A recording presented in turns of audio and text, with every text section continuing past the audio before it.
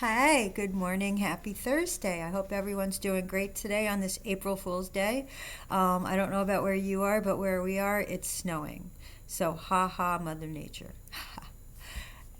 Today, I want to talk with you more on anxiety and how to calm the anxiousness.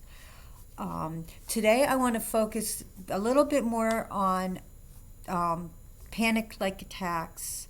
Um, Now, don't forget, I am not an expert. I don't have a license on any of this, but these are things that I've read on from experts, and I've also used them, and they work for me. So, if you truly have panic attacks or things that are really unwieldy in your life, then definitely get professional help and don't just trust what I'm saying to you. But these things do work for mild things. Um, I want to talk to you about first of all, I want to talk to you about what attacks kind of are or where they originate. There are different different places in your brain where things happen. You pretty much have like three brains. You have your it's called the lizard brain, which is your amygdala. And basically, what your amygdala is, if you think about what a lizard is, you're eating, you're breathing, and you're surviving. And that's what your amygdala or your lizard brain focuses on. Then the middle brain is your brain, it's like your primitive brain, your primate brain.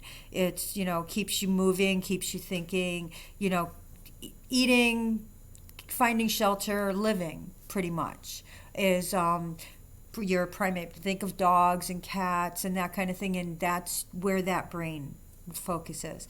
And then we have our most advanced brain where we do our thinking, our projecting, thinking about the future, daydreaming, just making, all of the things that make us human and unique. That is our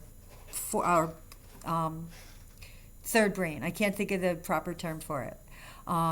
But what happens when we get an anxiety or panic attack is our primitive or lizard brain kicks into gear. And the technical term for it, if you want to look it up and get more information, is an amygdala hijack. And what it is your lizard brain takes over your life and says, we are going to die, there's a saber-toothed tiger coming and you need to run.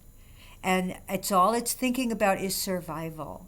And it was great when we were primitive and we did have to run from saber-toothed tigers. It works really great if you're in an almost accident and your lizard brain takes over and helps you, or if you're in a burning building, your lizard brain will take over and get you out of there. But it's not so great when you wake up in the middle of the night in a cold sweat and you don't know why. You don't know what your brain thinks is wrong, because it's an imaginary problem. Now, the best way to work with this that I've discovered, and a couple friends of mine have tried it, and it really does work. And I believe Mel Robbins, in one of her TED Talks, had this idea, and it was amazing. When your lizard brain kicks in and amygdala hijack, whatever you want to call it, and you start to have a panic attack, but you're not sure why you're having a panic attack, do something incredibly physical. Go run. Go run up and down your stairs, do jumping jacks, do something. And then your middle brain can tell your lizard brain, look, we're running, it's safe, we're getting away from the danger. And while you're doing that physical thing, the running up the stairs, whatever it is that you're doing physically to make your lizard brain calm down, your more advanced brain can think of what is wrong. What am I feeling? What am I thinking? Why am I stressing right now? And then you can get into that planning stage and the writing down, okay, what is wrong? What can I do to fix it?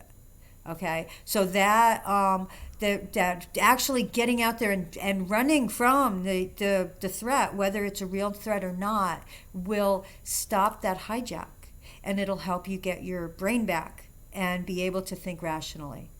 I shared this information when I heard it with a friend of mine, and she said it actually worked. She was having a a stress panic moment, and she ran up and down her stairs, and it calmed her brain down.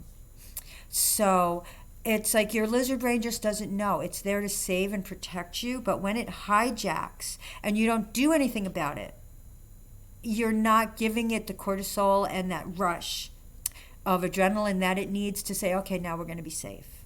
So it's really important when you experience these moments of panic, if you can't calm yourself down intellectually or mindfully, to go do something incredibly physical for a couple minutes until your brain feels better.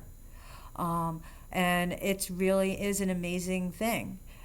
There is so much information and work out there, bodies of work on the three levels of brain and how the amygdala hijack works and how you can tame it. I would recommend looking into it, Googling it. It really, I mean, it helps in all levels of our wellness, especially if we're if we're prone to emotional eating. We can tune into our brains and say, okay, I'm having a hijack. I don't need to go stuff my face with something. I can just, do something else and get my brain back. And it's really an interesting thing. So I hope this helps. If you want more information or if you have some questions, please let me know. Give me a call, text me, whatever. I'm in the process right now. I was listening to a podcast on the Ed Milet show on our memories and our thoughts. And I can't remember the name of the lady. I'll have to, look it up. And it's our thoughts are physical things in our brain, and they kind of look like trees of the protein filaments that are created in our thoughts. And I'm going to dig into that a little deeper and work with you guys on how we can use this knowledge of how our thoughts are actually living things, and they're protein, and they're made of things to help us with our mindfulness, and how we can work with our toxic thoughts and our positive thoughts, and how we can turn things around. And there's some promise there. And like I said, if you want some information or if you want to know about this, text me and I will send you a link to this woman's body of work, or look up the Ed Milet podcast. It was the most recent one and it seemed very interesting.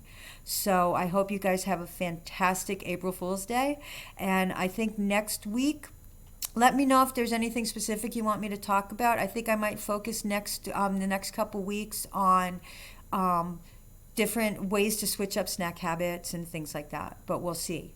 You let me know what you want, and I'll try to give that to you. I'll talk to you guys later. Bye.